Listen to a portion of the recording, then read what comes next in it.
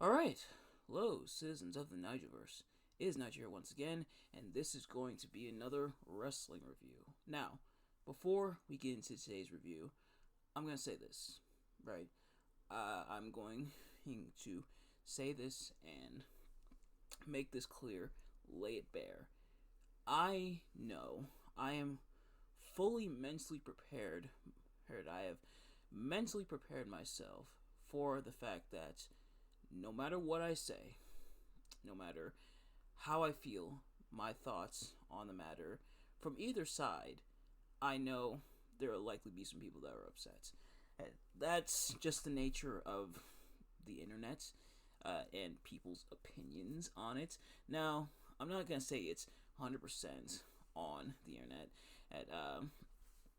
I'm sure even without the internet, people have always been a bit out there when it comes to things, and it's just that the internet has really put it on display. But that's up for another time. So I am fully prepared that no matter what opinion I give, no matter what I say, I'm fully prepared that there will likely be some upset people. And you know what? I can live with that. So, of course, first, I reiterate, as always, when it comes to any of these videos, whether it be System Shock Radio, whether it be Tales from the Labyrinth, whether it be reviews, whether it be tier lists, which I haven't done in a while. I want to get one done soon. I know that people's opinions differ. That's why I always say, no matter what I say, hey, come to your own conclusions. And if you are one who disagrees with any of my opinions at all, that is completely fine. Now, I say it often. I do say it relatively often here on the channel, but for this one, I truly, genuinely mean it. Now, I normally mean it, of course, or it's not like I was faking those other times, but in the case of today's review, I absolutely, genuinely mean it. If you disagree with any of my opinions, that is completely fine. Just please be civil. That's all I ask. If you disagree with any of my opinions and you leave a comment disagreeing with my opinions, all I ask is that you be civil. That's all. Well, that being said, it's Royal Rumble time. The Royal Rumble 2025 edition from the other night, from Saturday night. It's a lot to get into. If my opening spiel didn't give it away, a lot of differing, contrasting opinions. But what went down as we remember the Rumble? Let's find out. Of course, as always, I am not professional. I'm not a professional wrestling reviewer or analyst or anything like that. Just a man who enjoys a good time, and I had a very, very great time watching the Rumble. Once again, for the second year in a row, I was at my brother's house. Being with my brother, his family, he shouts out to them, and including his wife and everything, and shouts out to them, my sister-in-law and everything, and being with my own sister, or I guess our sister, hanging out with them to watch the Rumble for the second year in a row, might have had something to do with how much I enjoyed it, because normally getting together with people, especially specific people, can make enjoyment of something even better. But yeah, I had a really great time watching the Rumble, not just the event itself, but the Rumble matches, and we will get to those, and that might be the first of the controversial opinions, in a sense, and because, well, we'll get to it now. If, of course, you've seen these reviews of mine before, you can already know how this works. But if you haven't, I'm going to be talking about what I liked and disliked about each match, and I'm going to go match by match. Starting with the women's Royal Rumble, all vying for a shot at WrestleMania. And they do, I think they did state that it's in the main event, but that's not always the case. unfortunately. But yeah, right off the bat though, something I want to mention, and I do like the new formats. I guess this is a new thing they're doing with the Rumble, how it kind of broadcasts at the bottom, and it kind of shows the statistics, how long the women have been there, which entrant number is next, who's been eliminated, and how long certain women have been in. Like, it was stuff that would flash on the screen kind of in more recent years as the run went on, but it going down on the screen so that people are able to follow along, I think was pretty cool. Not only did it make following along in the Rumble a lot easier, especially for now. Granted, I've seen my fair share of Rumbles, also I obviously know how it works, but for those who haven't really seen it, to be able to follow along, I think, is a really neat idea, and the presentation of the statistics was really really cool, especially because it does kind of give it that sport like feel. Well, that's kind of something you see with like a sports game. Like, hey, when you're watching like a football game or a basketball game, they have the scorecard at the bottom. They have the percentages of field goals. They have touchdowns if it's football. They got how many points are scored. Or when it comes to basketball, they got the downs. They got innings if it's baseball. Kind of cool how they brought that over to the Royal Rumble and put it in that format for the Royal Rumble. Royal Rumble, I think that was a really really smart idea. How they went about that. Now, will they have something similar for the Elimination Chamber coming up? We will have to wait and see. But for now, it was really nice to see. And of course,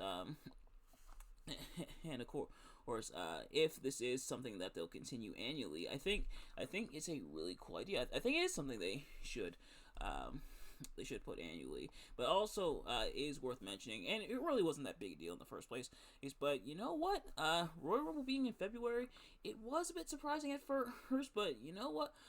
It didn't feel too off. Now, I imagine, because it looks like everything got shifted later on in the year. Even WrestleMania is like later in April than normal. I imagine that was likely because of the Netflix, Raw and Netflix debut, them shifting a lot of energy towards that, and them having a Saturday night's main event. But so that was pretty cool to see. As for the women, I think the women did really well. We got some surprises. We got some cool moments. Jordynne Grace is officially in, and last year she was under the TNA roster. Now she's part of the WWE roster. Jada Parker, and Lash Legend being making appearances from NXT, as well as Stephanie McCare and Roxanne Perez, who Roxanne Perez definitely had a very impressive performance in the Rumble, lasting an hour, 7 minutes and 47 seconds, which does make her the Iron Woman. And apparently they were very impressed with her and her performance in the Rumble.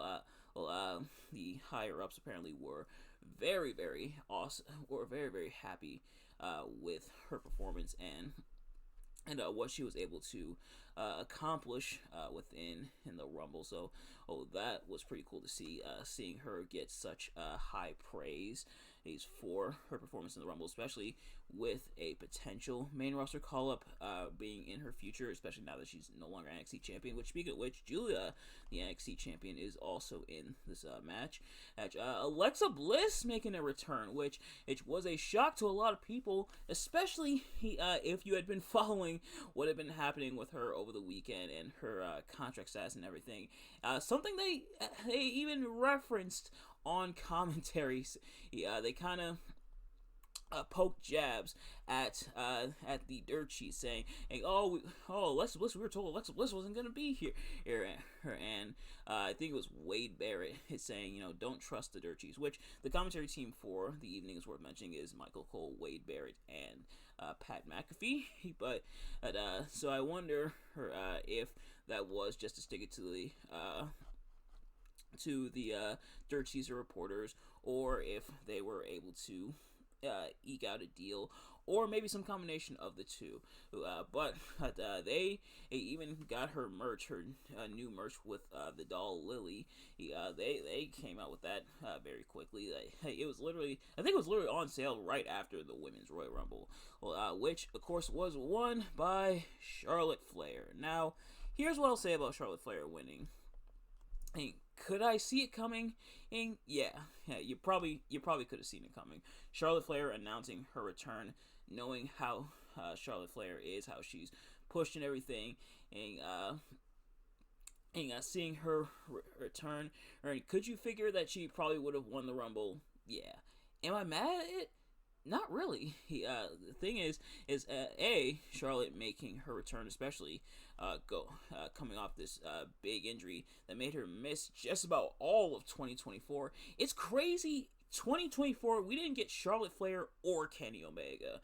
That is wild to think about. That 2024 had neither Charlotte Flair nor Kenny Omega. Obviously, two different companies, but still, it's crazy we got neither of them in 2024. That, and Charlotte had mentioned she wants to face Tiffany Stratton, and you know what? I wouldn't mind seeing that, especially if this is kind of a pass the torch moment, and Charlotte Flair kind of passing the torch to Tiffany Stratton, and I know that Charlotte is definitely more than capable of putting on a great match. Could I have come up with some other names to potentially win in the Royal Rumble?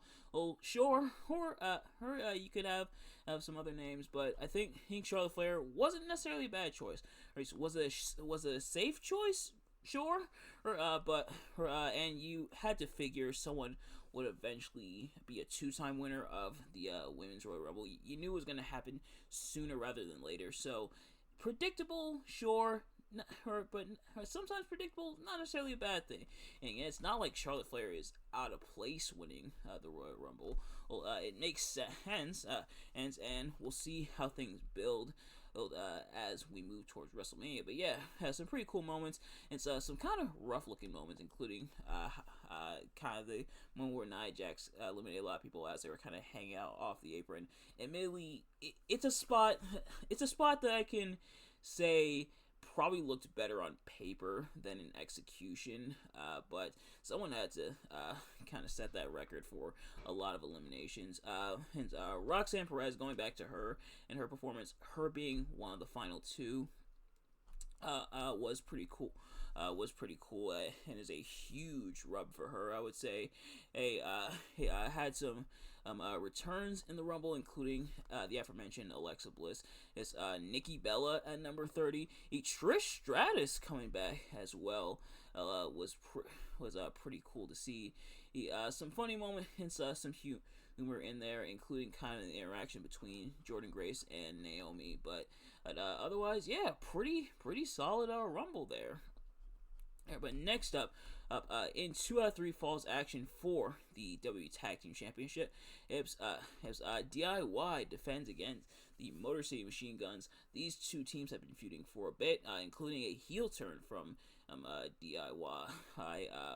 Technically both members of DIY. Tommaso Ciampa already kind of teased at being heel, but then Johnny Gargano fully turned heel, and so both fully turned heel. And now the Motor City Machine Guns, they brought up their history, the history mainly between the Motor City Machine Guns and Johnny Gargano, more specifically, but bringing up their history. DIY had been kind of ducking Motor City Machine Gun, and might just say the Guns.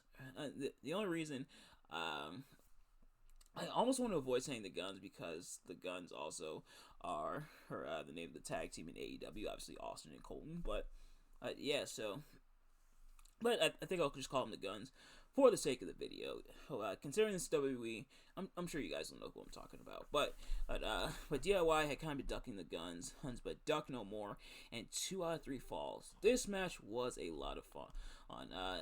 Now compared to everything else, this match definitely he had the risk of falling to the wayside, and through no fault of any of the competitors. In fact, all all four guys, aka both teams, definitely capable of putting on a very phenomenal match. But compared to everything else, this kind of ran that risk, if that makes any sense, compared to the two Rumble matches and the WWE Championship ladder match. But I still think both teams did really well. DIY did the feint tag in that they did not too long ago. To score a fall. And then the Mercedes Machine Guns scored a fall as well. The Street Profits ultimately hosting the hosting the guns on the match. They showed up in the trademark Usos hoodie that was used by the Usos and Solo Sikoa, who is also an Uso, but you get the idea. But DIY able to retain, and so I guess to the surprise of no one, and they kind of explained a commentary, and it was almost kind of throwaway commentary explain, and oh yeah, by the way, hey, it was DIY who attacked the Street Profits not too long ago. But the Street Profits being back in the tag team titles picture, I think is very, very nice, and to see them get involved to this level was pretty cool as well. So we'll see how things continue to evolve from there. But DIY retain in a really solid match. Next up, though, former friends turned bitter enemies as Cody Rhodes defends the WWE Championship against Kevin Owens, who's also in a way defending the WWE Championship. So, if you remember back at Saturday night's main events, not this recent one, but the one from last year, Kevin Owens lost to Cody Rhodes, but beat him down, nailed the pile driver, and took the Winged Eagle Championship with him. Has been walking around with it ever since. Excuse me, and so these two have been gunning at each other. So now both titles are on the line. Both titles are held up in the ring. So grab the ladder, climb it, and grab the titles. This match was fantastic. Now, admittedly, I may be partially biased because those of you who have been on the channel for a bit, and I mentioned this in the predictions as well, those of you who have been on the channel for a bit, if you haven't, consider it. Hit that subscribe button. Thank you. But, I guess my light disagrees with me. But those of you who have been on the channel for a bit know I love ladder matches. Ladder matches are probably my favorite type of match in WWE. So, you already had me from the word go. You essentially had me at hello. But then mix it with the brutality of these two pretty much wanting to kill each other, or add that brutality factor into the match, and them just beating the crap out of each other with the ladders. And it definitely made for a very hard-hitting physical match. Very nasty bumps from both guys in this match, including Kevin Owens going back first between the ladders, and also what ended off the match, Cody pretty much snapping as Kevin Owens attempted to hit the pile driver on the table, and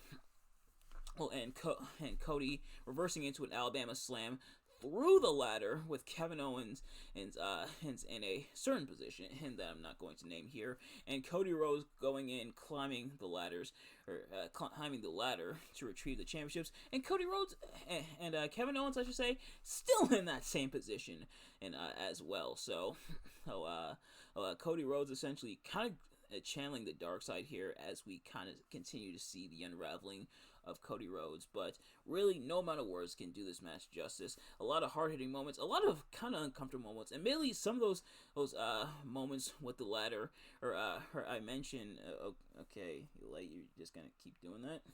Are you gonna keep doing that? Thank you. So just stay on, we're almost done. But yeah, mainly some of the moments, and I mentioned I was with my brother and his family and everything, and mainly some of those moments did make us wince. It's like a ooh sort of thing, but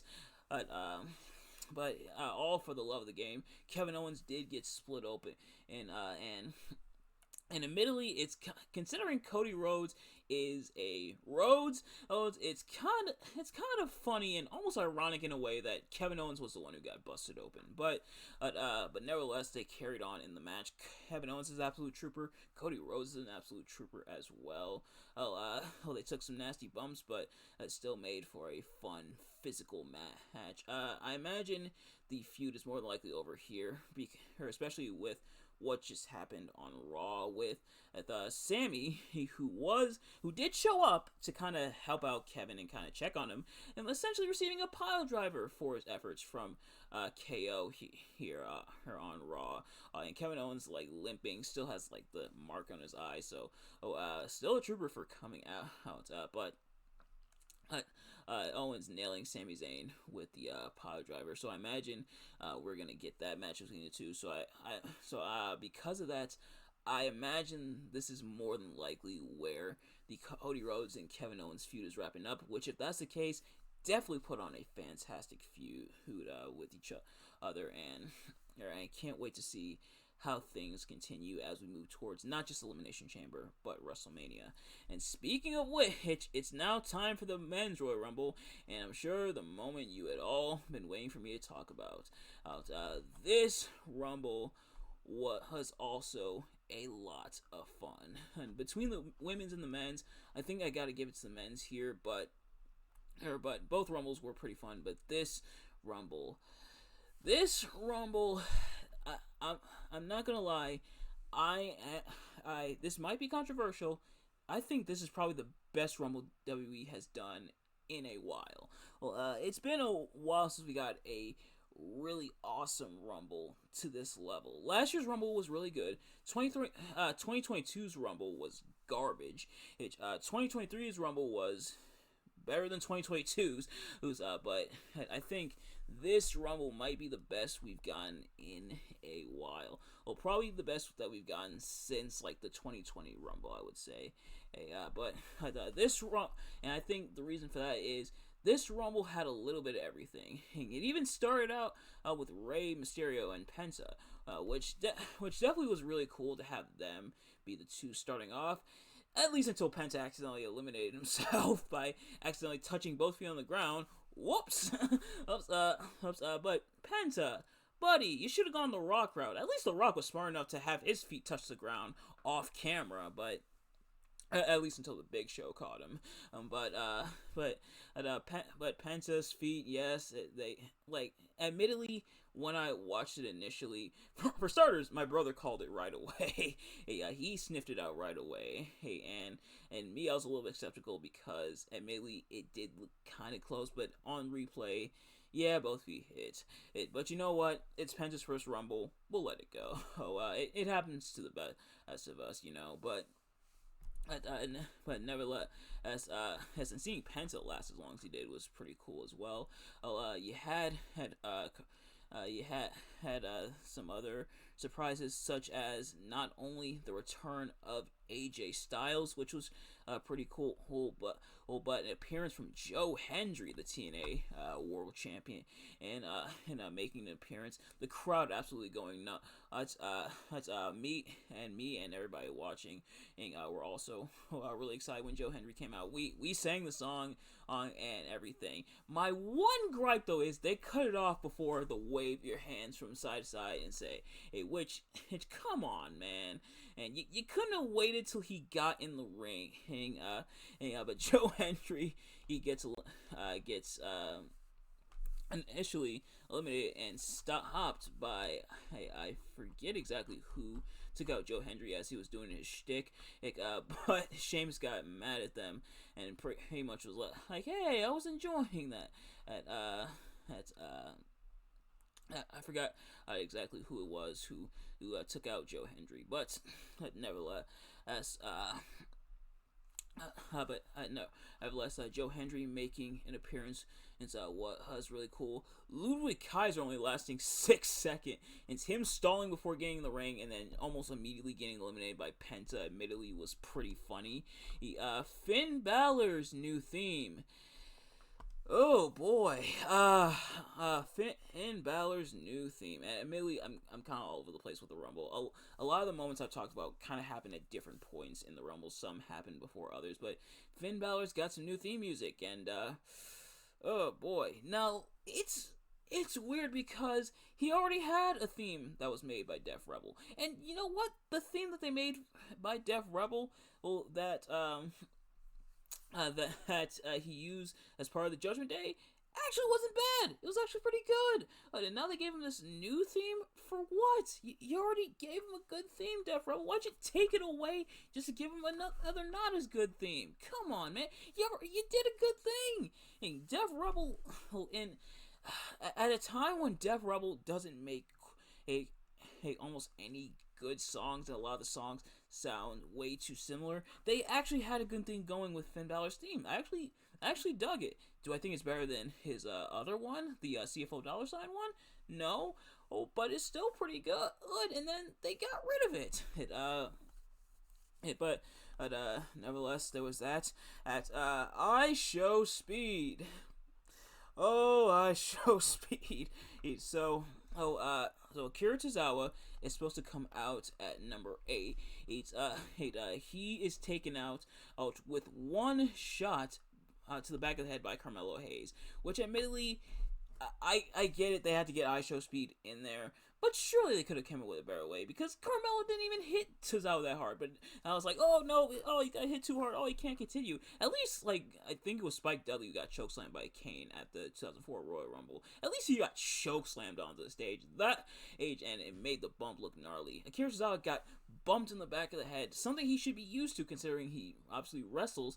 And and it wasn't like Carmelo Hayes' finisher. Like if Carmelo Hayes had like hit him with the thrust kick or like power bombed him on the stage or something like that, I think it would have been not as clunky. But you had to get Speed in there somehow, and I Show Speed showing up, helping eliminate Otis, doing a backflip before immediately getting murdered by Braun Breaker, which it's man, and gee, he's like like Braun Breaker. Braun Breaker pretty much gave Speed the same spear that Goldberg gave Nunzio in the 2004 Royal Rumble. Well, it was a very hard looking spear before being tossed out to Otis, who threw him on the announce table and he bounced off. Thanks for coming, Speed. Now, admittedly, I gotta give Speed his props. He took the bomb. He took a nasty looking spear, and then either he took a really nasty looking spear or he sold the crap out of it. But then and chucked onto the table, and then him showing up with like the neck brace and the crutches. Admittedly, was pretty funny. Yeah, but yeah, like I said. Thanks for coming, Speed. The Rumble wasn't without his controversy, though.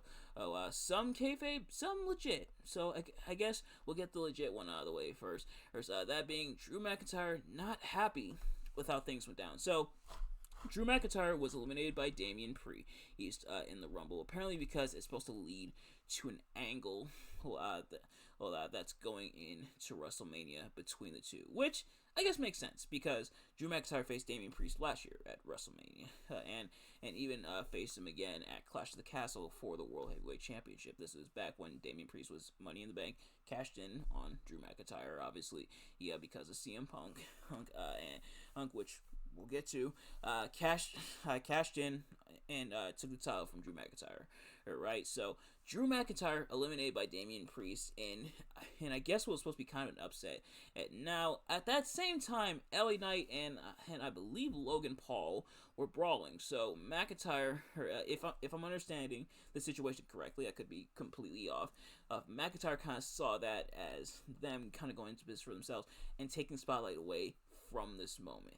And now, could it be seen that way?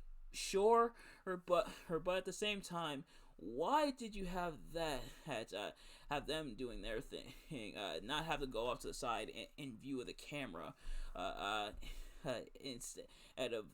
instead of focusing on Drew McIntyre and Damian Priest? They were off in the background. If anything, the cameraman should have focused on them instead of on Logan Paul, I don't know if it was a timing thing or what. And I don't even know if that's the full story or what. But apparently it was cooled down. Apparently there's no heat on LA Knight or anyone else. But seeing Drew McIntyre upset, and I get it. I do, who kind of understand, and especially because Drew McIntyre feeling he should have a bigger role because of how big his feud was last year with CM Punk, which, you know what, agreed, but we'll have to see if things are rectified, if how things go. But then we get the eliminations of CM Punk, Roman Reigns, and Seth Rollins. Almost pretty much at the same time. So CM Punk eliminating Roman Reigns and Seth Rollins pretty much at the same time. Then CM Punk dumped out by Logan Paul, which was met with some people being upset and vitriolic, which, yeah, it is understandable, but at the same time, it gets the heat on Logan Paul. But then Seth Rollins delivering a very wicked stomp to Roman Reigns, almost like caving his face and after Roman was arguing with Punk, like, we were teaming just months ago. Yeah, Roman, but did you miss the part where the Royal Rumble is every man for himself? Granted, Roman, I know it's been a few years, but did you miss the part where it's every man for himself? But Seth hitting Roman with a very wicked not spear, very wicked stomp to the outside. Not even CM Punk got that hard of a stomp, almost caving Roman's head in, and then brawling with Punk up the ramp. So I imagine this will likely lead to them having some kind of program in the lead up to WrestleMania. But then the moment we've all been waiting for. Also, Jacob Fatu with quite the impressive presence in the Rumble. Not quite setting that record, but still looked pretty impressive before Braun Strowman got his revenge before eliminating him. But now it's time for the moment you've all been waiting for, or it's down obviously to John Cena and Jey Uso. They brawl for a little bit. Admittedly, it was kind of an exciting and intense final two before both of them make their way off to the apron, and John Cena is pushed off by Jey Uso. So Jey Uso has won the 2025 Men's Royal Rumble. First of all, before we get into what I'm sure a lot of you are waiting for me to get into, definitely interesting tidbit to see Cena almost attack Jey Uso in kayfabe, almost snap at him because he lost the Rumble, but Cena ultimately held back and embraced Jey, and Jey obviously had his moments. Now, the moment of Jey Uso winning the Men's Royal Rumble is the main thing that has everybody split. It's now, before I get into my reaction, my thoughts on it, I do briefly want to talk about, there are a lot of people who are big fans of Jey Uso winning the Royal Rumble. It was definitely something unexpected. Nobody expected Jey Uso to win the Royal Rumble. Heck, I did, and I expected Cena to throw Jey Uso off. I was like, my thought was like, oh wow, cool that Jey Uso made it to the final two, and obviously Jey Uso actually won the match. But so that was pretty surprising. Nobody saw it coming. Nobody predicted it. And it's kind of fallen into two camps. There are people who are happy for Jey Uso, very excited to see where he goes in the lead up to WrestleMania. Jey Uso still very much over like Rover, from a lot of people, even getting the "You Deserve It" chance on Raw tonight. I'm recording this Monday night, even though it's gonna go up on Tuesday. But there's the other side who aren't quite as happy about it, saying Jey Uso only sells merch. That Jey Uso shouldn't have won it, that it should have gone to Cena or CM Punk. Here's my take on it. Here's my thoughts on it. First of all, my initial reaction when it happened, and I guess I should mention everybody else's reaction in the house, aka my brother, his wife, and my sister. All of us were shocked. We were. I should also mention my niece was there. We were all shocked. could not believe it. Like, we were freaking out. You know the one meme of Dana White and the other two commentators at the UFC event, and I forget the exact context behind it, somebody getting knocked out. That was like our exact reaction, and everybody was freaking out. Nobody expected it. Nobody saw it coming. And even when taking time to think about it, I'm excited.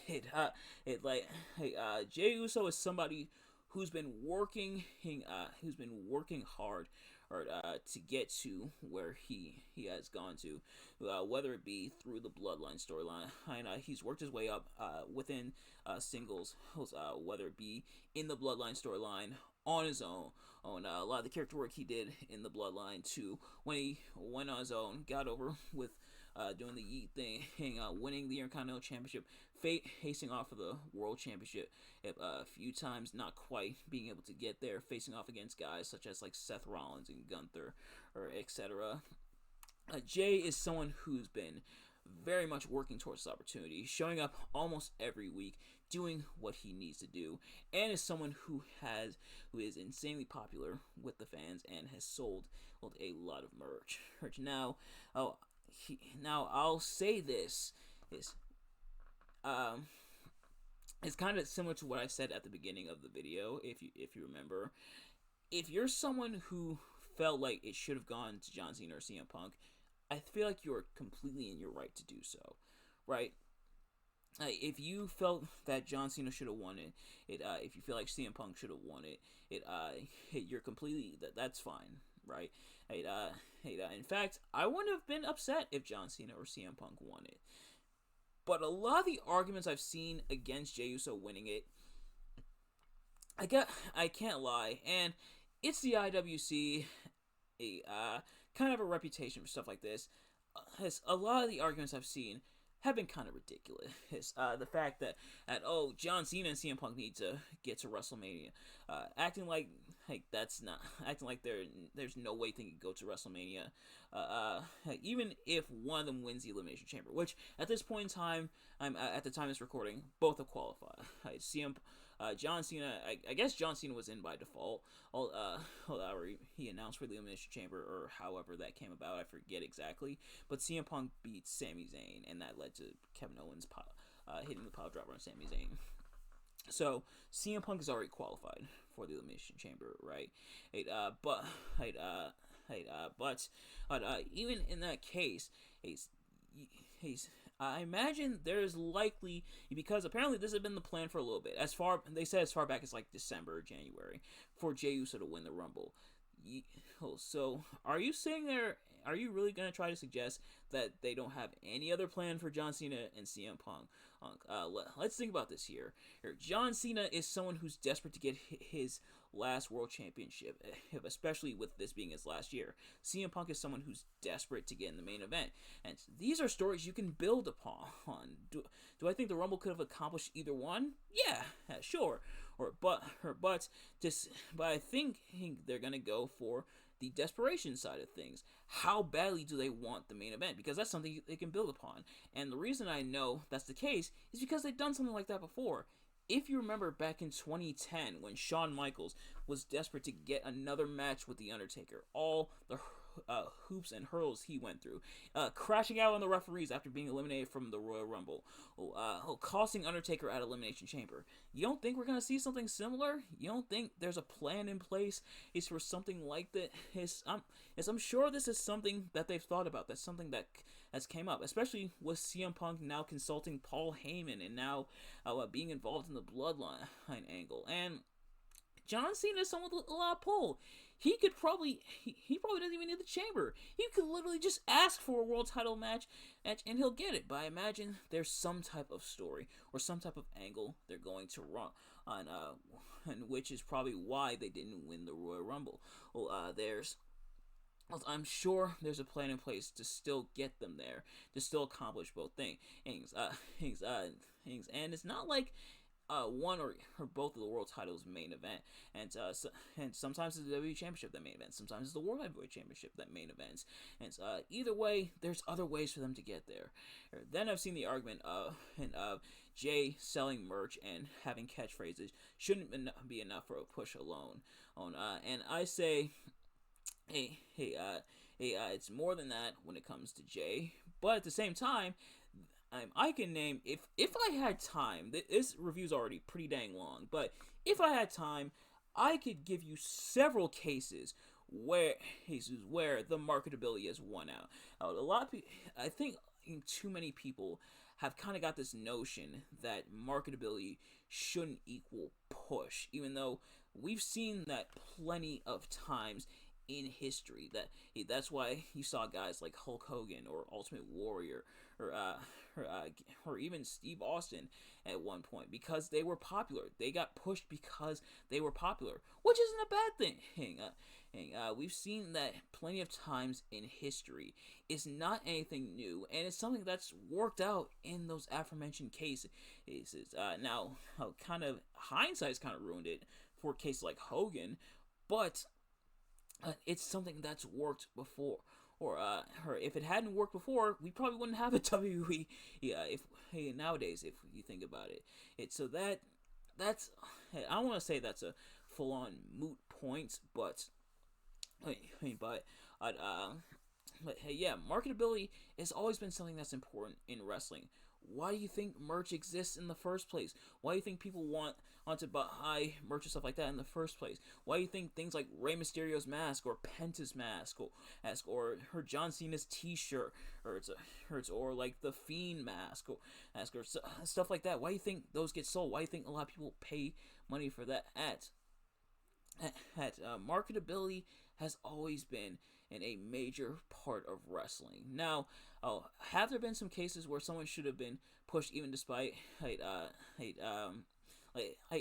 there been cases where if it was based on just talent, someone should have been pushed? Sure, but to act like this is such a new phenomenon, it's unheard of, and that Jay doesn't deserve because of that it's ridiculous. It's then I've seen the argument that it's nepotism and acting like Jay hasn't been there for years, toiling away, whether in the bloodline or on his own, or even for years alongside his brother Jimmy. Then there's the argument that Jay's not a good wrestler and thus shouldn't deserve the match. And now, has Jay put on some matches that weren't great? Yeah. But if that was the case, there'd be a lot of wrestlers. If we're going by that logic, there'd be a lot of wrestlers that you didn't push because of that. And there have been some that have had stinkers. There have been some that have had stinkers at WrestleMania. But to act like Jey Uso has never had a good match, that he can't wrestle, is also ridiculous. Now, like I said, everyone's entitled to their own opinion, right? I truly fully believe that everyone's entitled to their own opinion, but to hear some of the ridiculous arguments it's from, and I know it's not all the IWC. In fact, this has kind of been a flame war in a way between a lot of members of the IWC.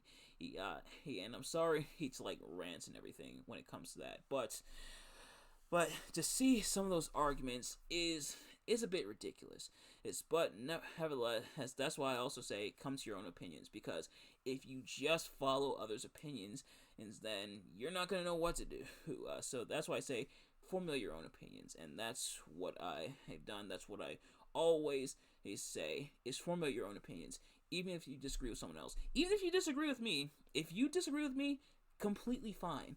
That is totally fine. You are well within your right to do so. I am not going to tell you that you can't, because that would be ludicrous. But some of these arguments I've seen, it's just stuff that's really ridiculous. Stuff that's almost moot. But nevertheless, now that rant's over, that is going to do it for this review. Something else I've seen ridiculous. Some people have tried to say this is the worst pair of winners of the Royal Rumble ever. I'm sorry, did you forget 3 years ago when Brock Lesnar and Ronda Rousey won the Royal Rumble? Oh, yeah, way worse. But nevertheless, despite what some may think, I definitely enjoyed the Rumble. I think both winners you can kind of make arguments for and against. But otherwise, I'm not necessarily mad at these year's Rumble winners.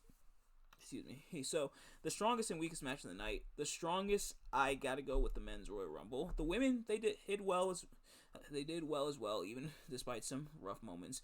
But the men definitely killed it this year. Like I said, best men's Rumble that we've had in a while. In terms of the weakest, only by comparison, even though it was still a really great match, the tag team title match. But it was still really, really fantastic. Not a bad match on this card, in my opinion. But that is going to do it for this review. Thank you all so much for watching. I hope you enjoyed. If you did, please do me a favor. Like, comment, subscribe, share with your friends, and turn on those post notifications so you know every time I upload a video, so you can see as soon as it drops, and so you never miss an upload. And let me know in the comments below your thoughts on the Royal Rumble this year, and my opinions. Do you agree or disagree? Let me know, and please feel free to sound off in the comments whether you agree or disagree. Trust me, I completely mean it. It is completely fine if you disagree. That is totally fine. But nevertheless, thank you all so much for watching. I will see you guys later. Peace. Yeet.